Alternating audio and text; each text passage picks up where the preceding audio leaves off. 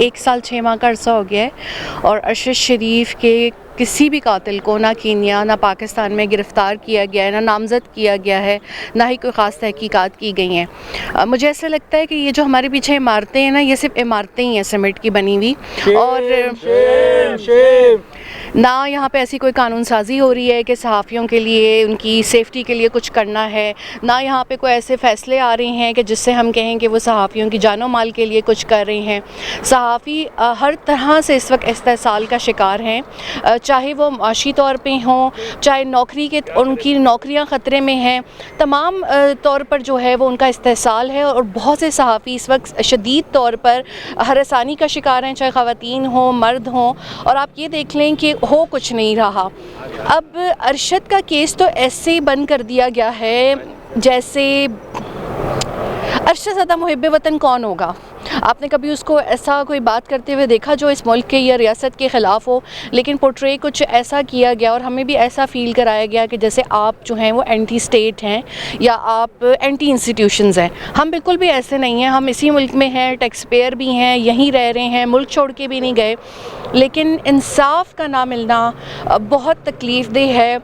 एक बीवी का अपने शौहर को खो देना, हमारी पूरी फैमिली ने इसके बाद बहुत हरासानी भी देखी है, बहुत सफ़र भी किया है।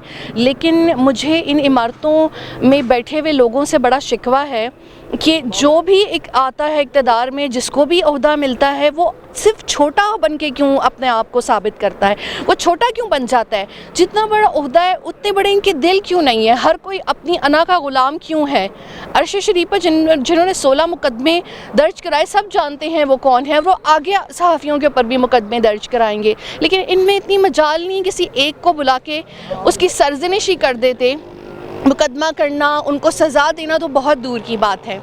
अगर एक केस भी उसमें किसी को सज़ा हो जाए कि ये कौन लोग हैं जो टीवी चैनल्स बंद कराते हैं, ये कौन लोग हैं जो सहाफ़ियों को धमकाते हैं, किसी एक केस में भी अगर इनको सज़ा मिल जाए ना, तो आगे आप तमाम लोग जो हैं वो जर्नलिज़म करने के लिए महफूज हो जाएंगे।